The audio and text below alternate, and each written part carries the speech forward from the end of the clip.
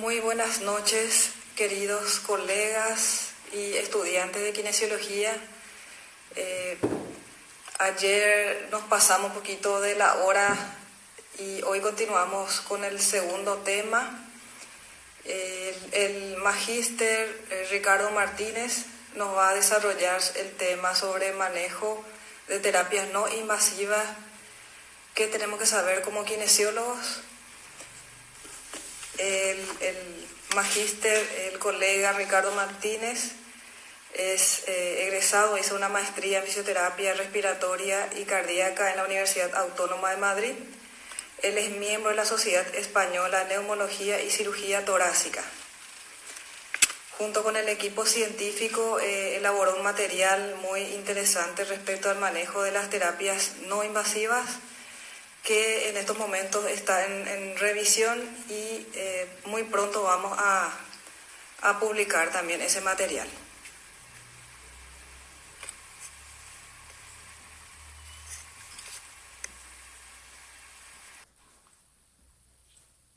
Ricardo Martínez, te estamos llamando. Buenas noches, Ricardo, ¿qué tal? Buenas noches. ¿Te escucho? Bienvenido. Muchas gracias, Leli. Anoche nos quedamos con las ganas de escuchar tu tema, pero nos pasamos con el tiempo. Acá ya tengo a mi lado un reloj para poder despedirnos y nos pasamos un poquito, entonces la despedida sí tenemos que dar en esta ocasión. Ayer no pudieron despedirse con Gloria, pero estuvo muy interesante el tema, la verdad que era para seguir y seguir, ¿verdad? Sí, así mismo. La verdad, como... Y nos gustaría escuchar tu experiencia, nos gustaría escuchar respecto a lo que estuviste analizando, las revisiones que hiciste respecto al manejo de la terapia invasiva, que hoy es todavía un desafío en nuestro país y en el marco de COVID.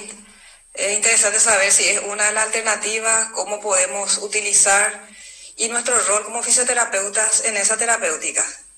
Claro. Sí, exactamente.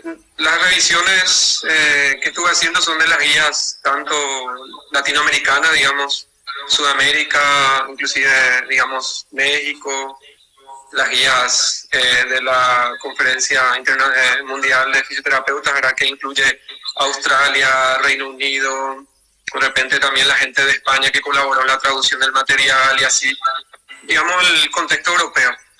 Tenemos que entender que nuestro contexto es diferente del contexto europeo, digamos, o inclusive del norte de Europa.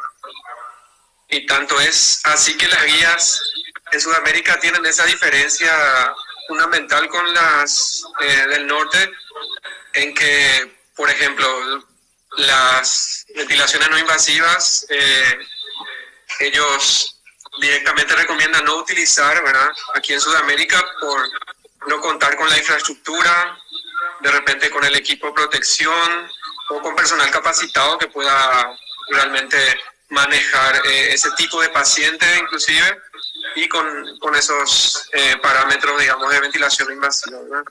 Podemos de repente empezar hablando un poquito de la orientación acerca del tratamiento. Ayer estuvieron hablando con Gloria muy bien sobre la fisiopatología, ¿verdad? de la enfermedad, y nada más tener en cuenta, ¿verdad?, las indicaciones en cuanto a insuficiencia respiratoria aguda, ¿verdad?, que es lo que he estado planteando con cómo abordar a estos pacientes con las terapias no invasivas, ¿verdad?, que podría incluir desde la ventilación no invasiva, alto flujo o inclusive otras técnicas, ¿verdad?, que puede ser oxigenoterapia convencional, digamos, o el uso de mascarilla con reservorio. Entonces, algo que tenemos que entender es que estos pacientes van a presentar una neumonía con infiltrados intersticiales, la mayoría no exudativa, como dijo ayer Gloria, ¿verdad? No todo, solo un porcentaje del 15 al 20, de repente, según los comentarios de las guías, son los que van a presentar, digamos, secreciones, ¿verdad? Y va a tener una insuficiencia respiratoria de varios niveles, ¿verdad? Están inclusive los asintomáticos, ¿verdad? Después leve, moderado y grave, y va a tener una alteración muy grande de la ventilación-perfusión, ¿verdad? Y lo que están diciendo los expertos es que hay dos fenotipos, ¿verdad? El paciente que se puede, digamos, ventilar fácilmente, ese es uno, y el otro que no, ¿verdad? Entonces, ¿a qué se refiere con eso? De que están los pacientes que van a necesitar de alto PIB, por ejemplo, para la ventilación, y en ese caso, por ejemplo, directamente pasaríamos a ventilación invasiva, ¿verdad? Bueno, la hospitalización de estos pacientes, como ayer dijo Gloria, tiene que ser en habitaciones aisladas, ¿verdad? Si posible con presión negativa, y los profesionales todos tenemos que tener equipo de protección personal, ¿verdad? Eso es indispensable, más aún con estos equipos, ¿verdad? Entonces, por ejemplo, ¿cuáles son los criterios para iniciar soporte respiratorio? Criterios clínicos sería disnea moderada grave, signo de trabajo respiratorio, uso de musculatura accesoria, movimiento abdominal paradójico, ¿verdad? Taquipnea, digamos, de 30 respiraciones por minuto. Y en la parte gasométrica, algunos indican una PAFI de 200 o a partir de 250, ¿verdad? En la guía vamos a recomendar, según lo que estuvimos mirando también hoy con otros materiales que me pasó hoy Gloria, inclusive, ¿verdad? Creo que voy a considerar a partir de 250, digamos, para empezar ya, ¿verdad? Y la FiO2, 40% más o menos para conseguir una saturación del 92%. El 92% sería lo ideal. Y tener en cuenta siempre la parte de gasometría, ¿verdad? Fallo ventilatorio agudo, menos de 7,35 de pH, o una CO2 más del 45, ¿verdad? Y si no tenemos estos criterios, se puede pasar a oxigenoterapia convencional, ¿verdad? Y intentar buscar una saturación más del 90. Y lo que se está indicando en estos casos, después vamos a ir comentando un poquito el tema de la mascarilla con reservorio, ¿verdad? Y en cuanto al inicio de la ventilación mecánica no invasiva, ¿verdad? Quiero aclarar, ¿verdad?, que la mayoría, las guías, digamos, todas están pidiendo no utilización solo en casos específicos, ¿verdad? Por el tema de los aerosoles, por no contar de repente con habitaciones de aislamiento apropiadas con presión negativa, o muchas veces en otro contexto, por los comentarios de algunos colegas que no están contando con equipo de protección personal, por ejemplo. Entonces, en ese caso es el protocolo, ¿verdad? Intubación rápida, ¿verdad? El protocolo de intubación rápida, ventilación invasiva. Bueno, los criterios, lo que indican las guías también con cuanto a ventilación invasiva es de hacer una prueba con estos pacientes, ¿verdad? Que tengan por lo menos una PAFI de menos de 250, ¿verdad? Que presión parcial de oxígeno y una FiO2, ¿verdad? Fracción inspirada de oxígeno, para explicar mejor. Y entonces, hacer una prueba de 30 minutos con estos pacientes, o máximo una hora, ver la tolerancia si no o sí, y allí está. Si evoluciona favorablemente, después podemos pasar a una oxigenoterapia convencional, digamos, con una mascarilla con reservorio, que es lo que están indicando, para evitar aerosoles. Y siempre esperando la evolución otra vez. Y lo importante en estos pacientes, según me están contando los colegas en España o en el resto de Europa, es que estos pacientes pueden mostrar una recuperación, aparentemente está, digamos, evolucionando favorablemente, pero luego vuelve a tener un deterioro, y allí en ese momento ya no se tiene que volver a hacer el protocolo de ventilación no invasiva, sino directamente intubación, ¿ya? Directamente a invasiva. No se tiene que hacer todo el proceso otra vez. Entonces, hacer una prueba de 30 minutos a una hora, ver cómo evoluciona, mirar la gasometría, controlar al paciente. Si evoluciona, pasamos a oxigenoterapia, ¿verdad? Con mascarilla con reservorio. Y si hay un deterioro, directamente ya intubación. Por eso las guías recomiendan de que este tipo de pacientes sea controlado por profesionales muy capacitados, pero preparados, un equipo de intubación rápida preparado cerca, que haya un equipo listo para recibir a estos pacientes en el caso de necesidad, y eso es lo que están recomendando. A ver, y para utilizar la ventilación invasiva están indicando preferiblemente, para evitar justamente aerosolos, ¿verdad? Un circuito de doble rama, ventilación inclusive con circuito de doble rama, y siempre colocar los filtros de antimicrobianos, ¿verdad? Que generalmente indican la HMF, ¿verdad? El humidificador con filtro, ¿verdad? Que tiene una capacidad del 99,9% de filtrado. Y si vas a usar ventilación invasiva, lo que están indicando las guías es, más o menos, están indicando que sea de modalidad CPAP.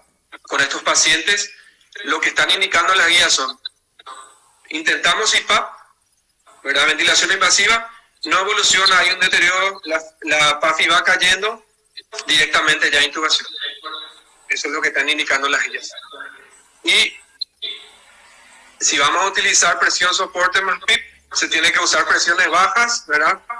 Y sí, digamos, la IPAP de 10 a 15 y después la EPAP, que es la PIP, ¿verdad? De 8 a 14. Eso serían las indicaciones, digamos, para darle rango, ¿verdad? Creo que esos criterios también van a quedar un poquito de lo que el profesional está viendo en el momento, de lo que ve en su paciente, ¿verdad? Solo para dar un poco de parámetros y valores. También, en el caso de que no se tenga una ventilación invasiva con doble rama y se opta por tener porque se tiene una ventilación de rama simple, se tiene que colocar un filtro antivírico, ¿verdad? Ya por debajo del codo, ¿verdad? Si me das un momentito, voy a agarrar un material que tengo aquí. Adelante.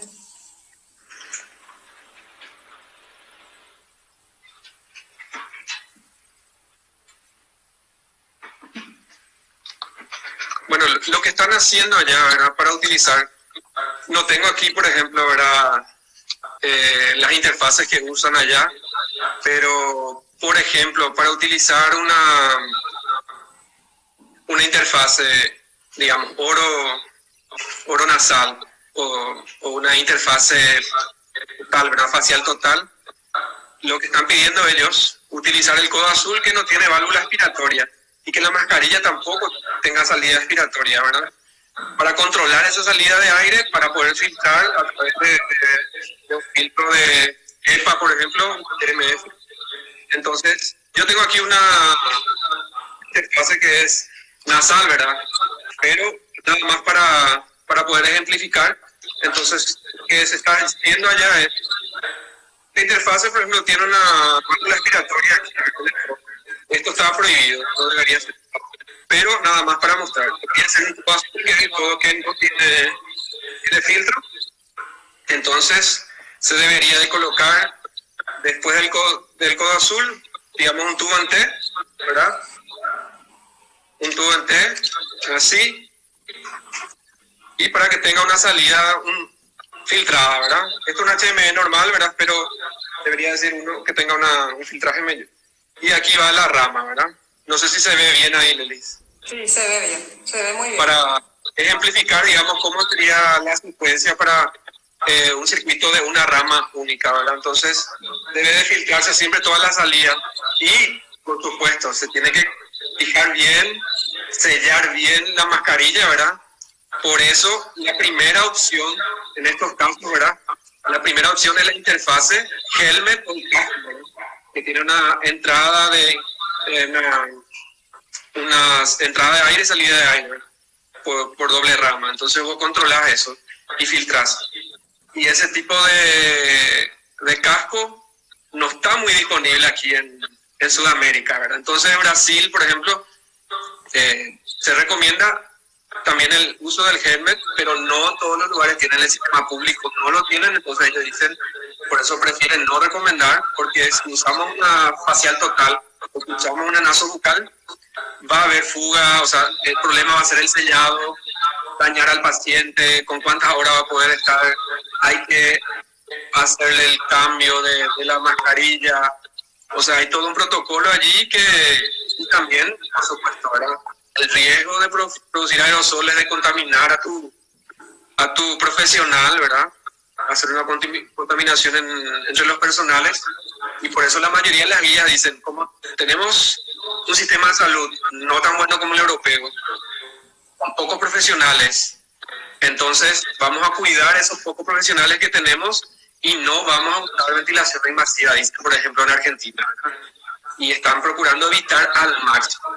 Entonces si vas a usar ventilación invasiva, las 3 opciones de interfase son el helmet, la primera opción, por el sellado que te permite manejar bien, y también después facial total, como último la nasobucal. Siempre, si vas a usar con una rama única, tiene que ser codo azul, que puedas controlar tu expiración, que puedas filtrar la salida de aire, ¿verdad? Esa es la indicación. Y lo ideal, si vas a usar ventilación invasiva, utilizar con doble rama. Y estos ventiladores que están ya en UCI, muchos tienen esa capacidad de utilizar como no invasiva, y en el caso de que tengas que intubar a ese mismo paciente, tranquilamente ese ventilador va a servir para seguir ventilando a ese mismo paciente. Entonces, eso sería, digamos, la indicación. Después, cuando hablamos de cánula nasal de alto flujo, la mayoría de las guías no la recomiendan en absoluto, ¿verdad? No la recomiendan por la producción alta de aerosoles, ¿verdad? Entonces, preferiblemente siempre dicen habitación aislada y una sala con presión negativa, ¿verdad? Entonces, aunque sabemos que está indicado para hipoxia asociada a COVID, según algunas guías, según la Confederación Mundial, siempre pone esa resalva, ¿verdad? De que inclusive hay algunos estudios recientes de que a pesar de que uses en una habitación de aislamiento con presión negativa, que inclusive se indica para utilizar estas mascarillas de alto flujo, o sea, la cánula nasal de alto flujo, colocar una mascarilla quirúrgica encima para disminuir, controlar los aerosoles, pero los estudios muestran que aún así hay un alto riesgo de aerosoles, ¿verdad? Entonces, está contraindicado por eso, ¿verdad? Entonces, pero siempre la guía también dice, y si vas a tener que usarlo porque no tenés otra opción para esperar la posibilidad de un respirador, para esperar que pasara una ventilación invasiva, digamos, ¿verdad? La elección del uso de las cánulas nasal de alto flujo, entonces deberías de utilizar la cánula específica del tamaño correcto, colocar una mascarilla sobre la cánula nasal, una mascarilla quirúrgica sobre el rostro del paciente, ¿verdad? Y más o menos piden que se use para disminuir la posibilidad de aerosoles, ¿verdad? Bajar a 30 litros minuto, ¿verdad? La cánula nasal de alto flujo. Y la FiO2 siempre va a ser la necesaria para llegar más o menos a una saturación de 92, 93, ¿verdad? Perfecto. Entonces, ya hablamos de ventilación mecánica no invasiva, más o menos los criterios, cánula nasal de alto flujo, que son, digamos, los dos temas controversiales en cuanto a la no invasiva, ¿verdad? Cómo usar y cómo no usar, después podemos repetir un poquito. Cuando vamos a utilizar terapia convencional, digamos, de oxígeno, lo que se está recomendando en las guías es utilizar la mascarilla con reservorio para evitar al máximo la producción de aerosoles. Eso es lo que están pidiendo. Y en esos pacientes que tengan, digamos, una PAFI de 200 a 300, se puede manejar.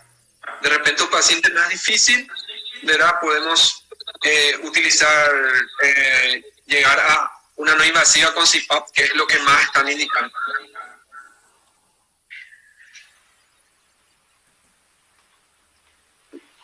Cuando hablamos de nebulizaciones, ¿verdad? Nebulizaciones, como estamos hablando de aerosol terapia, ¿verdad? Está totalmente contraindicado, o sea, solo si muy necesario evitar al máximo todo lo que pueda producir aerosoles. Y como tenemos pacientes que supuestamente no van a estar con muchas secreciones, entonces va a ser casos muy particulares, ¿verdad? Inclusive cuando se hace una ventilación invasiva, por eso piden filtros pasivos, ¿verdad? No se usan humidificadores activos en general, aunque hay casos en donde tuvieron que llegar a usar, ¿verdad? En Argentina están diciendo que lo usan. En España, en Italia hay casos que sí llegaron a necesitar por el tipo de paciente, por las secreciones espesas, entonces tuvieron que colocar una infección activa con mucho cuidado, ¿verdad? Con mucha protección. Y bueno, para utilizar la nebulización, lo que se recomienda es dispositivo inhalatorio, ¿verdad? Que tiene con el espaciador, el MDI, que se conoce como con aerocámara, ¿verdad? Que se tiene que usar. Eso es lo que se está indicando cuando nebulización, y la aerosoterapia tradicional, ¿no? Lo que se está pidiendo también es que se pueda usar algunos de estos, algunos de los codos, el codo azul y otros tienen una fuente para colocar la nebulización. Lo que están recomendando en Europa son con la malla vibratoria, ¿verdad? Que son producen menos aerosoles, digamos, y eso es lo que están indicando también cuando van a hacer aerosoterapia a través de estos sistemas, ¿verdad?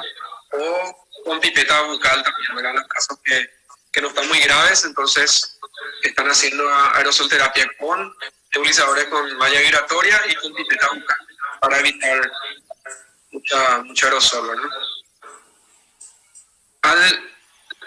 Al revisar todos los materiales, ¿verdad? Inclusive algo que me envió recién Gloria, estaba mirando también algo nuevo. Entonces, las publicaciones dicen que en estos casos de IRA no recomiendan uso de ventilación invasiva, ¿verdad? Y la elección primaria va a ser siempre ventilación invasiva. ¿Por qué? Por el tema del contagio, por los aerosoles, también porque se vio en ciertos estudios de que había un riesgo tremendo en demorar la intubación de estos pacientes, que llevaba a un pronóstico desfavorable, ¿verdad? Había un deterioro muy avanzado en estos pacientes al esperar la intubación, ¿verdad? Entonces, la elección primaria va a ser siempre la ventilación mecánica invasiva en pacientes con insuficiencia respiratoria aguda y hipoxémica, ¿verdad? Después, por supuesto, tiene que estar personal entrenado, unidades de cuidados intensivos, protección apropiada, ¿verdad? Que tenemos que tener el equipo de protección personal sí o sí. Y cuando se trata con estos pacientes en estas modalidades no invasivas, tener posibilidad de intubación inmediata. Eso ya dije varias veces. Y porque hay un alto riesgo de fracaso, ¿verdad? Cuando hay síndrome de distrés respiratorio agudo en estos pacientes. Entonces, hay que tener en cuenta eso. Bueno, como te dije, existe evidencia contradictoria, ¿verdad? Hay mucha contradicción, hay muchos que son a favor, otros que son en contra. Creo que depende del contexto, ¿verdad? En España hay grandes grupos de trabajo de ventilación no invasiva, gente que hace años trabaja con eso. Entonces, ellos de repente recomiendan. O tienen la posibilidad de usar el helmet, como te dije, para hacer el PAP, preferiblemente. Entonces, aunque hay controversia, ¿verdad?, del beneficio, ¿verdad?, porque el paciente con insuficiencia respiratoria aguda, y inclusive otras guías dicen que puede ser perjudicial, ¿verdad?, y hay un peor pronóstico para estos pacientes. Esperamos mucho para la intubación. Por eso, lo que la guía recomienda, personal altamente calificado para manejar a estos pacientes, ¿verdad? Para que tengan los criterios allí bien firmes y seguros para saber a quiénes considerar o no para un tipo de tratamiento como este. Lo que se está viendo también es, en último caso, es lo que tengo, usar el equipo de protección personal adecuado y se intenta rescatar, ¿no?, al paciente. Y, por supuesto, sabemos que muchas de estas personas que van a estar infectadas por el COVID, digamos, por el coronavirus produciendo la enfermedad, podría ser un EPOC, por ejemplo, un paciente con infección pulmonar obstructiva crónica, un paciente inmunodeprimido, podría ser un paciente con asma, con insuficiencia cardíaca. Entonces, sabemos que con estos pacientes está indicado, por ejemplo, la ventilación invasiva. Entonces, estos pacientes que llevan llegan a una descompensación a causa del COVID, entonces podrías pensar en utilizar la ventilación invasiva en el paciente. Pero, como te dije, el paciente con coronavirus, ¿verdad?, es un paciente de repente que responde muy bien la parte mecánica, ventilatoria del paciente, y tu problema está en la parte de difusión, ¿verdad? En la parte de difusión. Tiene una vasoconstricción hipóxica, entonces el problema está en la difusión. De repente ventila bien, es fácil de ventilar, y la complicación es esa. Entonces, por eso la ventilación invasiva está altamente recomendada, y también para manejar altos valores de PIB, inclusive cuando llega un distrés. A ver. Lo que sí hay que tener en cuenta, como siempre se usa, la ventilación no invasiva, claro que vamos a usar cuando está indicado para post-extubación, cuando estamos desconectando al paciente de la ventilación, ya tenemos una mejoría clínica importante, entonces aquí el papel de estas terapias van a ser más importantes, ¿verdad? Entonces, eso sería, digamos, en conclusión, lo que tenemos en relación a eso. Hay otros puntos claves, hay discusiones que podemos ir comentando, hablando un poquito, ¿verdad? Genial. No leo ninguna preguntita, pero me gustaría hacerte algunas preguntitas que, comentando así con los colegas de otros servicios, otros hospitales, estamos debatiendo y viendo la posibilidad o viendo si es factible hacer en nuestro medio. Y respecto al AMBU, al bolseo, al AMBU, previa intubación y posterior a la intubación, esperando ese respirador, esperando que se le conecte al paciente, ¿verdad? Vimos varios videos y publicaciones en las redes sociales que están haciendo en forma artesanal un dispositivo aparentemente con el AMBU y un sistema que haga que cicle ese equipo. Sabemos también que la Sociedad de Medicina Crítica sacó un comunicado, un aviso, ¿verdad?, respecto a ese punto, diciendo que no es factible para este caso de COVID. Y mi pregunta es sobre el AMBU previa a la conexión a ventilación mecánica, en el bolseo, el uso de filtros, eso es un punto, y también sobre oxigenoterapia y los dispositivos, si usamos cánula, mascarilla con reservorio, el sistema Venturi, también me preguntaron. Ya. Dos puntos. Estoy anotando. AMBU, Venturi, cánula nasal normal. Sí. Okay. Cánula con o mascarilla con el sistema de Venturi o con el reservorio. Ok. Cuando se está hablando de intubación, ¿cómo se está manejando el protocolo de intubación rápida? ¿Verdad? Entonces lo que está haciendo, hace una preoxigenación y no se amusea. Y si se tiene un filtro, ¿verdad?, protector, un filtro, siempre con filtro todo, ¿verdad?, en estos casos, y con el equipo de protección personal adecuado, apropiado. Y lo que se hace es una preoxigenación y se hace una intubación rápida, no se la musea, tiene que ser un protocolo rápido. Y en el caso de que se tenga que amusear, tiene que tener un filtro. ¿Okay? Se le hace una preoxigenación y nada más. Eso es lo que están indicando las guías. Solo en caso muy necesario, ¿verdad? Y colocar el filtro para evitar aerosoles en el caso de que tenga que amusear. En cuanto al Venturi no están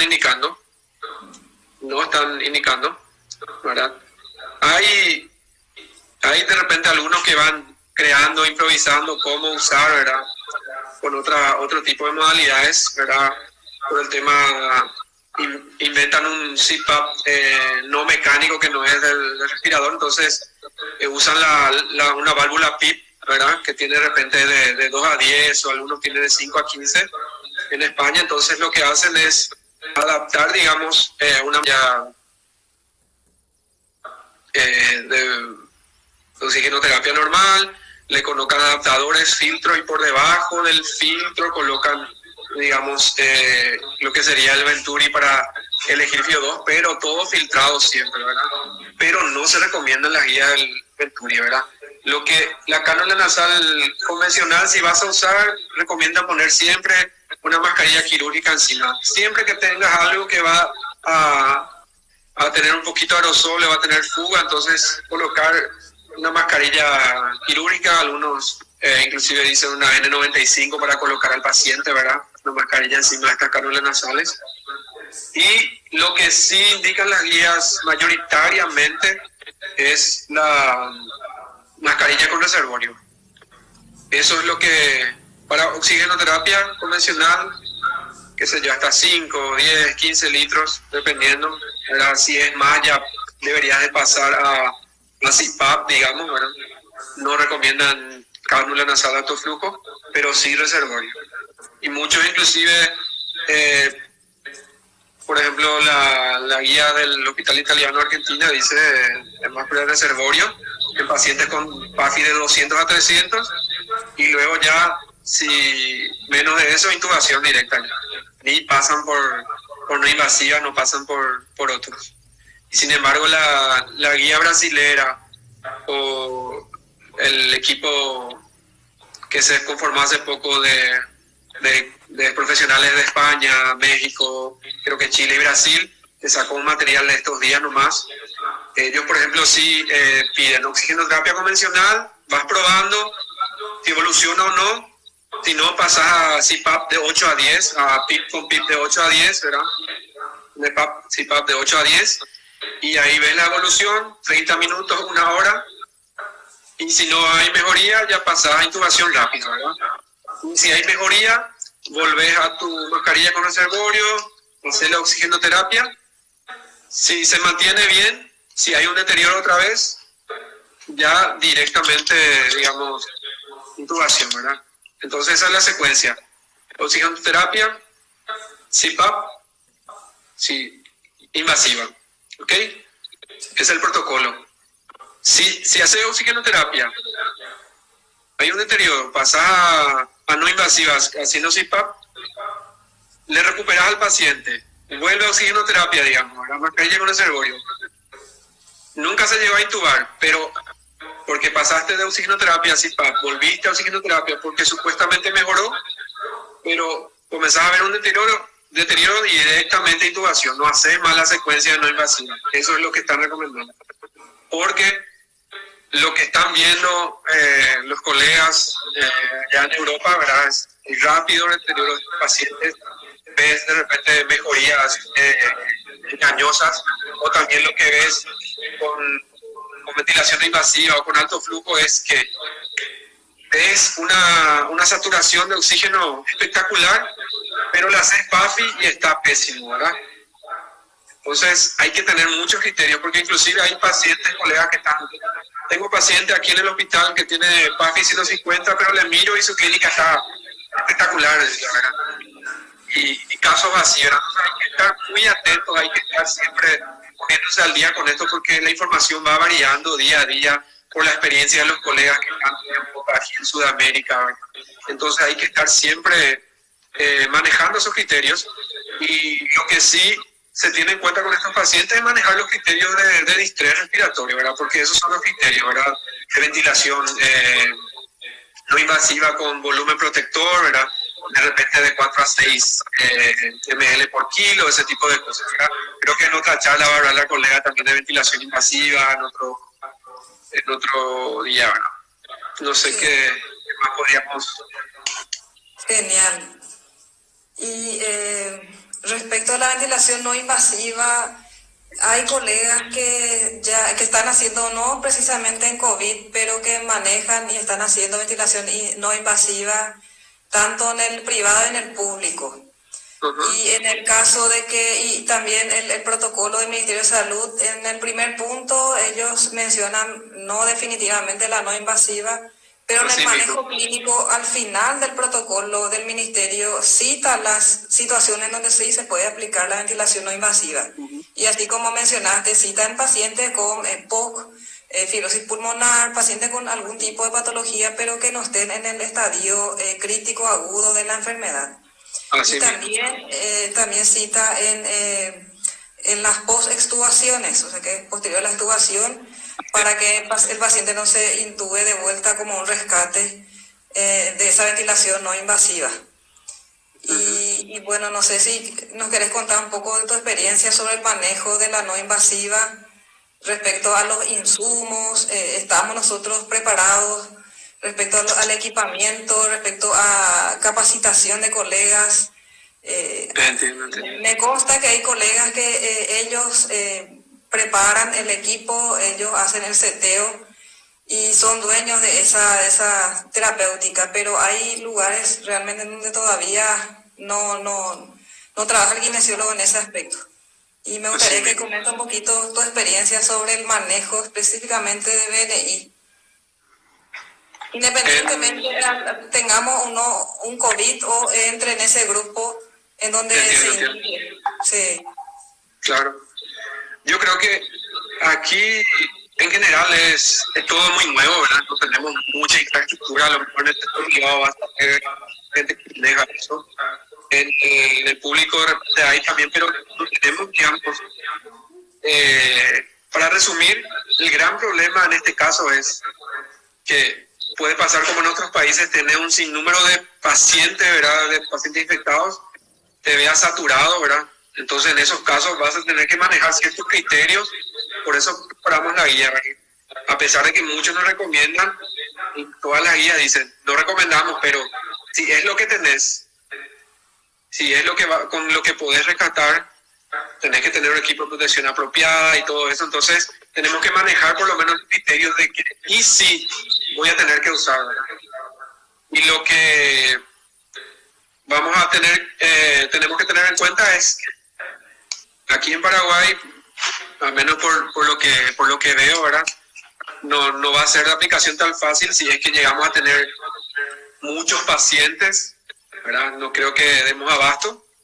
Yo creo que está bien lo que hace el Ministerio de comprar más ventiladores para no invasiva, está entrenando a mucha gente, hacer secuencia de intubación rápida, están haciendo todo lo que mandan las guías y están entrenando, que vieron también que tenemos mucho personal.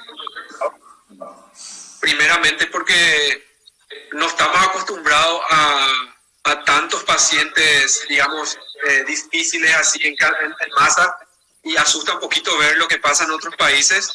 Entonces el Ministerio hizo de entrada, ¿verdad?, cerrar todo, quedamos en casa para que le dé tiempo al sistema público de salud de prepararse, de capacitar, ¿verdad?, están detrás de eso, para que en el momento que tengamos, digamos, pacientes, que Dios quiera que no tengamos muchos casos graves, ¿verdad? Entonces, para ese tipo de situaciones están capacitando, llamando voluntarios. Entonces, lo ideal sería que todos los colegas, ¿verdad?, quienes están viendo, escuchando también, que se capaciten, que estén, ¿verdad? Y por medio de la asociación también queremos ver la posibilidad de hacer capacitaciones y tanto con el equipo de enfermería, con la gente que está ahí también trabajando codo a codo con nosotros, ¿verdad?, con todo el equipo y poder ver la manera de lidiar con esta situación que sabemos que es Paraguay, ¿verdad? Falta de recursos, ya sea de equipos, de turnos o de profesionales capacitados, a lo mejor hay profesionales capacitados y como hablaron ayer, de repente hay una persona que está capacitada, digamos, en respiratorio, pero qué sé yo, está haciendo porque no le contratan en el sistema público de salud, está haciendo drenaje linfático en un lugar porque tiene que trabajar, qué sé yo, porque la gente se va capacitando haciendo, pero el sistema de salud no está contratando personas, y ahora sí veo que está generando este movimiento por la necesidad emergente que tenemos ahora. Así mismo. Y bueno, muchísimas gracias, Ricardo. Yo le comento a la gente que nos está siguiendo que vamos a grabar toda esta videoconferencia y vamos a hacer en el canal de YouTube y luego en el Facebook de la asociación. En nombre de la asociación le agradezco al magíster Ricardo por dedicar su valioso tiempo en investigar sobre estos puntos. Fue un tema muy delicado que sabemos que se hizo un análisis minucioso para hablar sobre ese aspecto. y también a la licenciada Gloria, a toda la gente que estuvo colaborando con las revisiones y con el trabajo de la capacitación que queremos hacer desde la asociación. Y antes de finalizar, ya estamos 45 minutos casi, estuvimos hablando. Resumí bien. Sí, súper bien, súper interesante. Y les quería comentar que este lunes 6, sería ya lunes santo, lunes 6 de abril, vamos a tener una videoconferencia por Zoom. La kinesióloga Victoria Herrero de Argentina va a comentar, va a hablar justamente sobre el cuidado de las vías aéreas y evitar esa aerosolización. Y estaremos invitando próximamente a los colegas para que estén atentos y se puedan conectar el lunes 6 a las 20 horas. Y siguiendo este ciclo de charlas también el jueves vamos a hablar sobre bioseguridad. Y creo que eso es lo pendiente por el momento, y a medida que se sumen colegas, está abierto a los colegas que quieran participar, colaborar, bienvenido. Hay un grupo de profesionales muy buenos en el área que sabemos que es valioso su experiencia, su conocimiento, y estamos abiertos a recibir también la colaboración de todos. Así mismo, hay muchos colegas que están dispersos por varios lugares que trabajan con esto, que tienen años de experiencia, ¿verdad?